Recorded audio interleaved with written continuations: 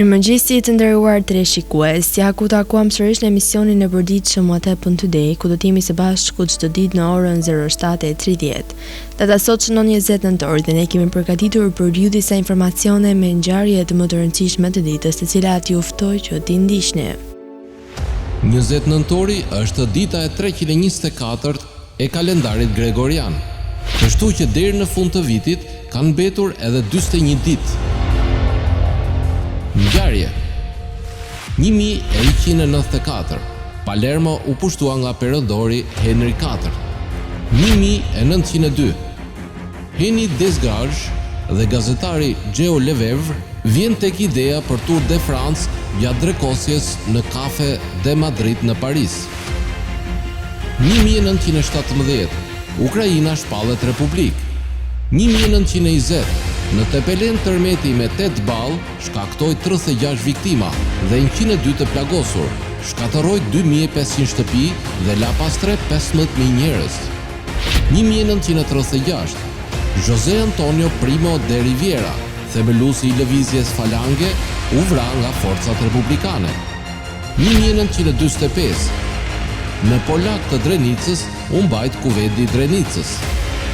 1974, Departamenti i Drejtësisë i Kombeve të Bashkuara hedh në gjyq korporatën AT&T për gjykim në fund shtëpien në shkëputjen e Bell System nga AT&T. 1984, u themelua SETI. 1985, u paraqit Microsoft Windows 1.0. Lindje. 1752, lindi Thomas Chatterton, shkriptar anglez. 1761, lindi Papa Piu VIII. 1834, lindi Franko Kuhac, etnomuzikolog kroat. 1858, lindi Selma Lagerlöf, letrare suedeze. 1864, lindi Erik Axel Karlfeldt, shkrimtar suedez. 1889, lindi Edwin Hubble, astronom amerikan. 1903, lindi Aleksandra Danilova, balerin ruse. 1904, lindi Yevgenia Ginzburg, letrare ruse. 1912, lindi Otto von Habsburg, politikan austriak. 1914, lindi Emilio Pucci, kreator mode italian. 1924, lindi Benoit Mandelbrot, matematikan francez me preardhje polake. 1925, lindi Robert F. Kennedy, politikan amerikan. 1937, lindi René Kollo, tenor gjerman. 1942, lindi Joe Biden, SBA. 1948, lindi Barbara Hendricks, soprane amerikane. 1953, lindi Halid Beslic, këngëtar i muzikës popullore bosnjake. 1956, lindi Bo Derek, aktore amerikane. Vdekje. 1910, vdiq Lev Tolstoj, letrar rus. 1952, vdiq Benedetto Croce, historian dhe kritik letrar italian. 1975, vdiq Francisco Franco, general dhe diktator spanjoll. 2006, vdiq Robert Altman, regjisor, producent dhe skenarist amerikan. 2013, vdiq Sokol Oldashi, politikan shqiptar, deputet i Partisë Demokratike, vdes me aksident rrugor në aksin rrugor Elbasan Tiranë pranë lapidarit të Krabës.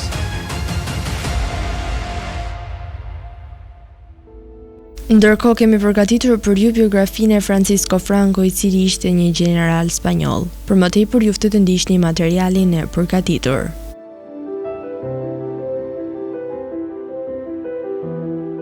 Francisco Franco, lindi më 4 dhjetor 1892 Galicia, vdiq më 20 nëntor 1975. Ishte një general spanjoll që drejtoi Partinë Nacionaliste në Spanjë gjatë lëvizjes civile spanjolle duke korrur fitore. Ai e drejtoi Spanjën me regjim ushtarak dhe diktatorial për rreth 50 vjet. Franco luftoi një luftë brutale kundër demokracisë me ndihmën e Hitlerit dhe Mussolinit dhe u thoqi një regjim terrori shtetëror dhe trushpërlarje kombëtare. Përmes mediave të kontrolluara dhe sistemit arsimor të shtetit, ai konsiderohet shpeshherë si udhëheqësi më i suksesshëm fashist i Europës, sepse ai arriti të mbijetonte në pushtet deri në vdekjen e tij natyrore. Udhëheqja e Spanjës pas luftës, gjatë luftës së dytë botërore, ai ruajti neutralitetin spanjoll, por mbështeti boshtin antarët e të cilit Italia dhe Gjermania e kishin mbështetur gjatë luftës civile, duke dëmtuar reputacionin ndërkombëtar të vendit në mënyra të ndryshme. Gjatë fillimit të luftës së ftohtë, Franco e nxorri Spanjën nga depresioni i saj ekonomik i mesit të shekullit të 20 përmes politikave teknokratike dhe ekonomikisht liberale, duke udhëhequr një periudhë të rritjes së përshpejtuar të njohur si mrekullia spanjolle. Në të njëjtën kohë, regjimi i tij kaloi nga një shtet totalitar në një shtet autoritar me pluralizëm të kufizuar. Ai u bë lider në lëvizjen antikomuniste, duke marrë mbështetje nga perëndimi, veçanërisht nga Shtetet e Bashkuara. Nga viti 1950 kishte mbështetjen atyre që ishte thjesht mirënjohëse për rritjen e standardeve të jetesës. Në vitet e fundit, Franco nuk sundoi vetëm me represion, ai gëzonte një mbështetje popullore të konsiderueshme. Kishte nga ata që për arsye pasurimi, besimi fetar ose angazhimi ideologjik mbështesnin aktivisht rebelët e tij ushtarak gjatë luftës civile.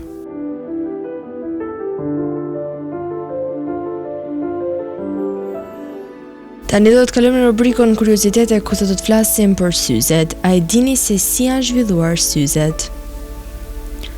Të shohësh dikë që mban syze sot është, po është normale sa të shohësh dikë që mban shall në dimër. Syzet janë një mjet që përmirëson shikimin e shumë njerëzve, por kjo nuk ishte rasti. Zhvillimi i syzeve si një trajtim i zakonshëm zgjati me shekuj dhe fal shumë inovatorëve të shkëlqyeshëm tani kemi një mjet shumë efektiv. A i keni menduar ndonjëherë se cila ishte teknologjia kryesore brapa syzeve? Për fat të mirë, sot është e mundur të përdoren lendet e kontakt të cilat mund të blihen në dyqane optike ose në internet. Sidoqoftë, shpikësi i parë atyre që mund të quajmë syze sot është i panjohur. Sidoqoftë romakët së pari zbuluan aftësinë për të përdorur xhamin për të përmirësuar aftësinë e tyre për të parë tekstin e vogël, duke krijuar syze të vogla zmadhuese. Syzet e para të njohura në histori u shfaqen në Itali në shekullin e 13. Lendet e qelçit vendoseshin në korniza druri ose lëkure, ose her pas here korniza të bëra me brir kafshës dhe më pas mbaheshin para fytyrës ose vendoseshin në hund. Të përdorura kryesisht nga murgji, syzet u rritën në popularitet dhe teknologjia e prodhimit u përmirësua gjatë rilindjes. Veprat artistike mbeten dëshmia më e mirë për ekzistencën e këtyre syzeve antike, pasi pikturat e hershme të rilindjes ndonjëherë përshkruajnë studiues që mbanin korniza portative ose syze në stilin e purtekës.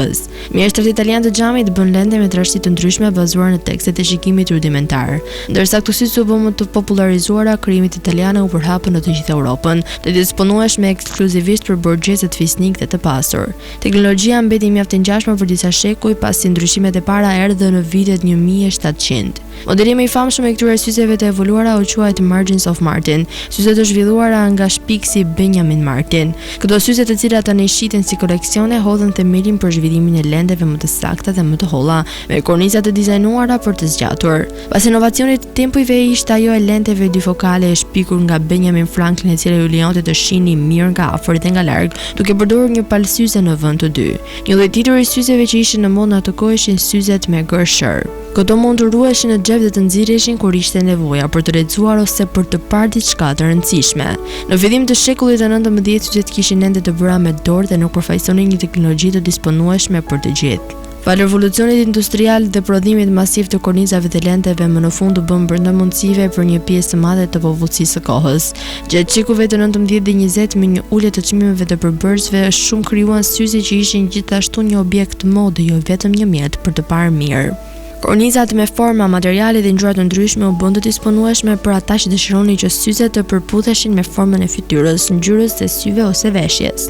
Për shembull, Theodore Roosevelt mbante syze Prince's, të cilat nuk kishin tempuj por që qëndronin përpara syve fal një kapsje në hund. Këto syze ishin mjaft të popullarizuara para fillim shekullit të 20. Veçanti stilet këndryshuar për shkak të disponueshmërisë dhe zhvillimit të plastikës së qëndrueshme. Nuk ishte më e nevojshme që të gjitha syzet të bëheshin në korniza të bëra prej druri, metali ose briri. Plastika mund të formohet në shumë forma dhe madhësi. Shekulli 20 pa gjithashtu ngritjen e syzeve të diellit të përdorura për të mbrojtur syt ashtu si një aksesor mode. Këto u shpiku për herë të parë në Kinë gjatë shekullit të 12, por nuk ishin funksionale për mbrojtjen e shikimit ose të diellit. Ato u përdorën për të errësuar sytë e gjykatësve në gjykatë në mënyrë që askush të mos mund të përcaktonte shprehjet e tyre. Tani u ftoj të ndiqni parashikimin e motit në territorin shqiptar për ditën e hënë. Territori shqiptar për ditën e hënë parashikohet të përshkohet nga një mot i qëndrueshëm, me dije dhe vranësira kalimtare që do të jenë të pranishme në të gjithë territorin. Sipas parashikimeve, temperatura minimale do të jetë 2 gradë Celsius, ndërsa temperatura maksimale parashikohet të jetë 16 gradë Celsius. Era do të frymë një shpejtësi mesatare 1 deri në 5 metër për sekond në drejtimin juglindor, çka do të bëjë që të krijohen tallgëzime deri në 2 ball. Ndërsa temperaturat minimale dhe maksimale në disa qytete kryesore të Shqipërisë do të jenë si vijojnë: Shkodër 6 deri në 13 gradë Celsius, Kukës 2 deri në 8 gradë, Peshkopi 6 deri në 11 gradë, Tiranë 6 deri në 13 gradë, Durrës 9 deri në 14 gradë, Kavaj 10 deri në 14 gradë, Elbasan 6 deri në 14 gradë, Berat 6 deri në 13 gradë, Korç 2 deri në 11 gradë, Vlorë 10 deri në 16 gradë, Gjirokastër 5 deri në 13 gradë, Sarand 7 deri në 13 gradë Celsius. Tani u ftoj të ndiqni parashikimin e motit në territorin e Kosovës për ditën e hënë. Territori i Kosovës për ditën e hënë parashikohet të përshkohet nga një mot i qëndrueshëm, me dija dhe vranësira kalimtare që do të përshkojnë të gjithë territorin. Sipas parashikimeve, temperaturat minimale do të jenë 0 gradë Celsius, ndërsa temperatura maksimale parashikohet të jetë 13 gradë Celsius.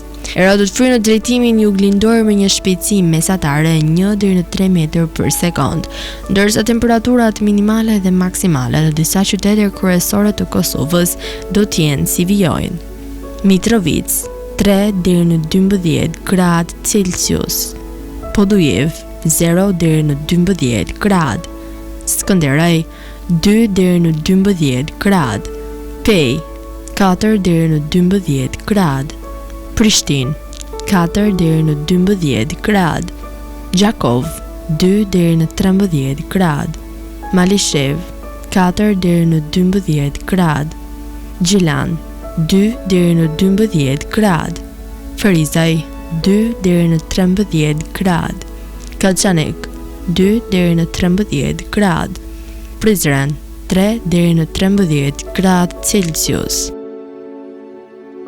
Të nderuar teleshikues, kjo është gjithçka e përgatitur për emisionin e sotëm. Bashkë do takohemi sërish nesër po në të njëjtën orë. Ndërkohë ju ftoj të ndiqni programacionin në vijim të Drita Televizionit dhe mos harroni të na ndiqni në rrjetet tona sociale: TikTok, Instagram, Twitter dhe Facebook, si dhe në websajtin ton drita.tv.